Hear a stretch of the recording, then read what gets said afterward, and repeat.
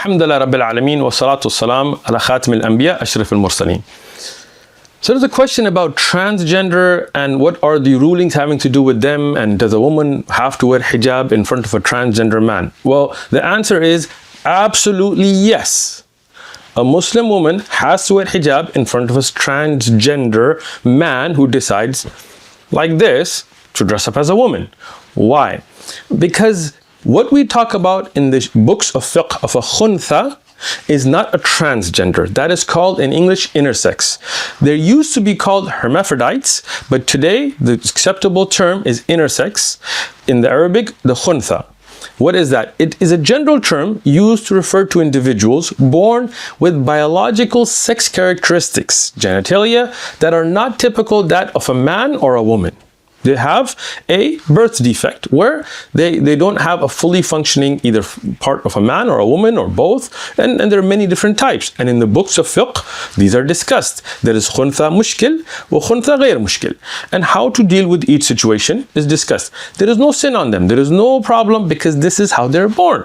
And that's why Imam al-Nawawi and al-Haythami, Ibn Qudama and al-Mughni discussed these issues, that how would we deal if they are khuntha mushkil, it's difficult, how will we deal with that, or if they are clear towards one gender or the other, and how we deal with that, no problem. But that's not what we're talking about.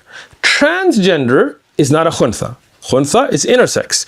Transgender in the books of Sharia are called mukhannathin, mukhannatha, the one who is a man and decides to dress up as a woman, or mutarajjilat, or a woman who is a perfectly functioning biological woman, but she decides, I'm going to be a man. That's what a transgender is. Transgender is denoting or relating to a person whose sense of personal identity, what they choose to identify with, and the gender that they were born with does not correspond.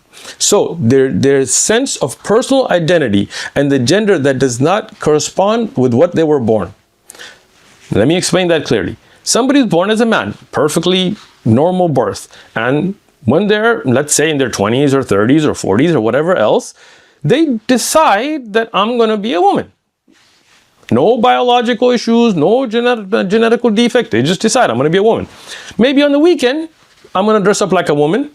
I'm going to throw female garb on and I'm going to go make TikTok videos or YouTube or whatever. And then when Monday comes, I'm just going to dress like a man and go to work and just live a regular life. That's transgender. Or somebody may decide all the time, from now on, I'm a woman and I'm going to dress like a woman and I want you to call me a woman, even though they're at birth, they were born perfectly functioning men.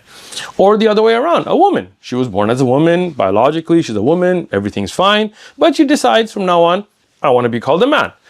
That is not a khuntha. That is a mukhannatha or mutarajjila. Tayyib.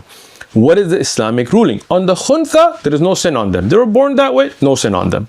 But on the mukhannatha, in the hadith that Ibn Abbas radiyallahu anhuma reports in the Sahih of Imam al-Bukhari, no doubt to the authenticity, he says that an-Nabi sallallahu alayhi wasallam, the Prophet sallallahu alayhi wasallam, la'ana mukhannathina min al-rijal wa mutarajjilat min al-nisa.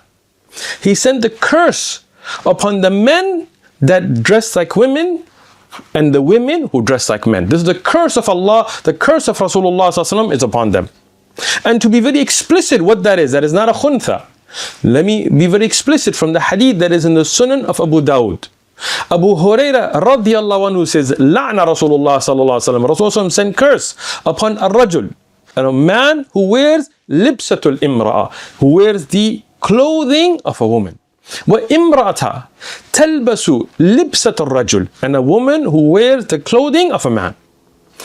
Not on the khuntha, but on the mukhannath. Tayyib. So this is a differentiation. Now, back to the question. If there is a khuntha, they have their own rulings. But if there is, and again, the khuntha are very few.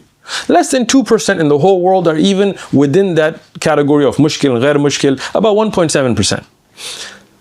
Now, the transgender, mukhannathin, those people are perfectly biologically functioning men, and they decide they want to be women. Here, the Muslim woman must wear hijab in front of her. If she knows that this is a transgender man who is actually a man, just dressed up like a woman, like this, you have to wear hijab in front of him.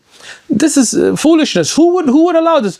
And if any guy like this wants to come pray in the women's section at our masjid, bro, it's not happening.